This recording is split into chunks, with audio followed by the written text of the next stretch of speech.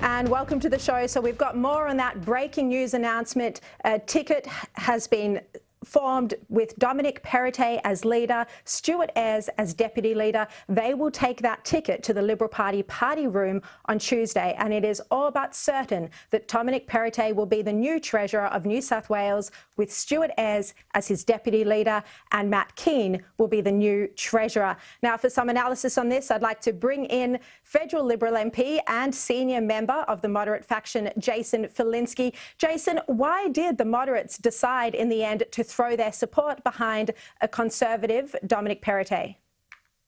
Look, Shari, I can only, I'm not the official spokesperson for the moderates. In fact, as you know, I consider myself a modern Liberal. But look, I think the answer is that the New South Wales Liberal Party has always been focused on the needs of the people of New South Wales first and foremost.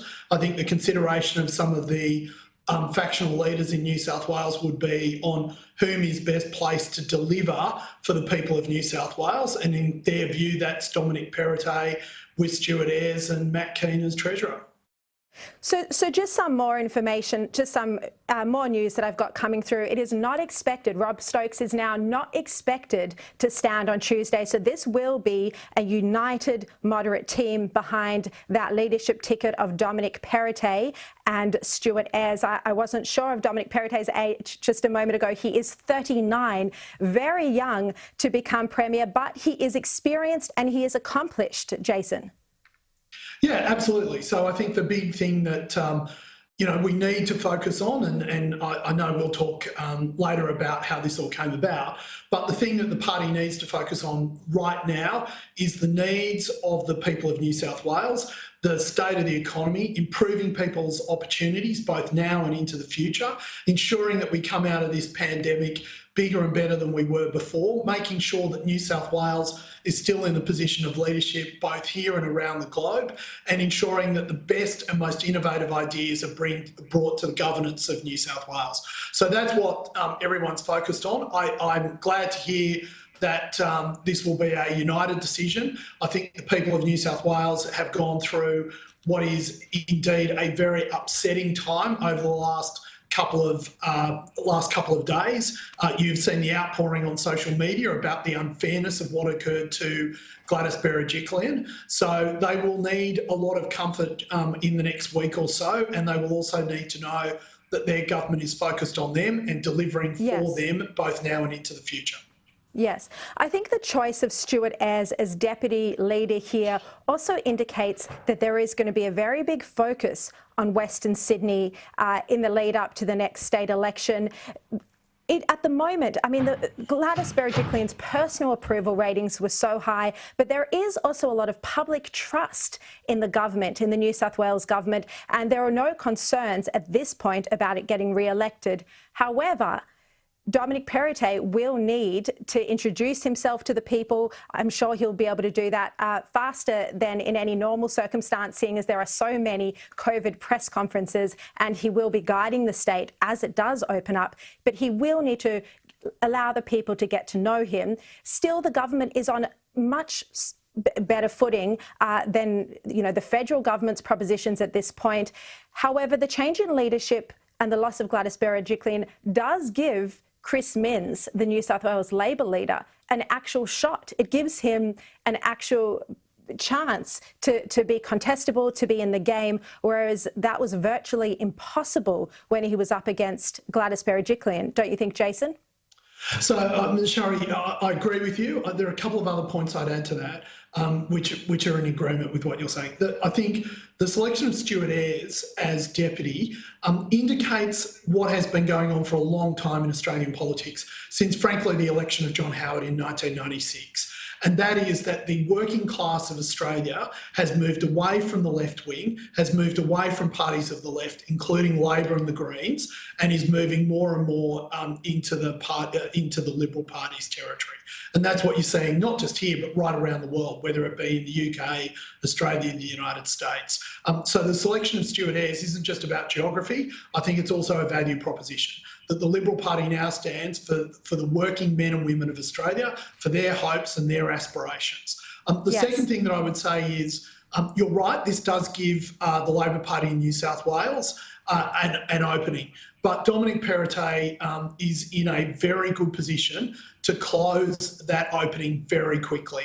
But for the reasons that you just said, plus he's inheriting a government that has been very good at policy and delivery as well. So he has a bit of a running start.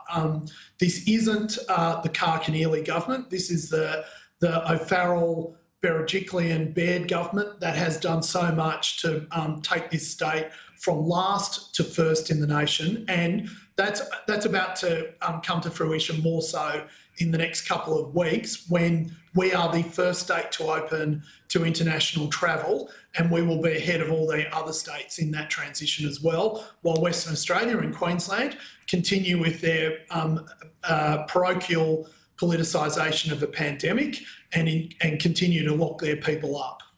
Yes. Look, I just want to go back to this decision and the deals that have been struck just this afternoon to pick that leadership team of Dominic Perrottet and Stuart Ayres as his deputy. The centre-right, that's a faction in New South Wales that is led in New South Wales in state parliament by the police minister David Elliott, but in Canberra it has the support of Alex Hawke, who is very close to the Prime Minister, and the centre-right faction is the faction that the Prime Minister belongs to.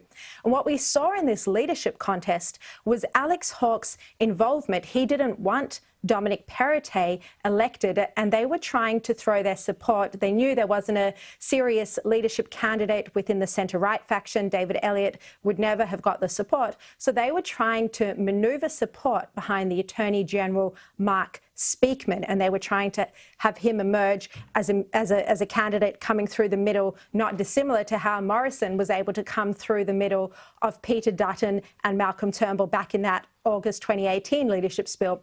Ultimately, the Prime Minister's own faction was unsuccessful. They have never supported Dominic Perrottet, and in fact, very senior Liberal sources told me that their overall goal was to trample on Perrottet's dreams. So this is not going to be a unified party by any stretch. In fact, we are going to see greater divisions within the New South Wales Liberal government than we have seen before. There were many people who were dissatisfied with Gladys Berejiklian for various reasons, but she didn't have those really strong enemies that Dominic Perrottet faces within the centre-right faction. And so that's going to be another dynamic that will be there at play, and we'll have to see whether or not they do choose to speak out against some of the policy decisions that he can take. Jason, I'm not sure if this is something that will be comfortable for you to comment on, but it is interesting that the Prime Minister's faction, at the very least, and Alex Hawke, a federal MP, was intervening in this leadership contest to be New South Wales Premier. Look, I think what I would say is that a lot of the leadership of the moderates in New South Wales grew up in the era of Keating, Richardson, even Carr, etc. And Bob Hawke. And what they learnt was that politics or successful politics in Australia is driven by doing what works for working men and women of Australia. So what we've seen today is that despite whatever ideological differences Matt Keane and Dominic Perrottet may have and Stuart Ayres may have, that they came together for the benefit of the people of New South Wales, because they would rather be in government doing things than be in opposition contemplating how pure they can be in their ideological outlook. So the truth is that what you have in New South Wales is a role reversal to what we are used to historically seeing. You have a Labor Party that is riven with ideological differences and contemplation of its navel. You have a Liberal Party that is focused on working men and women throughout this state, that will do what it takes to win and stay in power so that it can serve their interests. Now, in terms of what goes on from this point onwards, that's the purpose, that's the vision, that's what should drive people. Jason Falinski, thank you so much for jumping in there and for giving your analysis on this breaking news this afternoon. Appreciate your time. Anytime, Shari. Thank you. Let's bring in now former federal Labor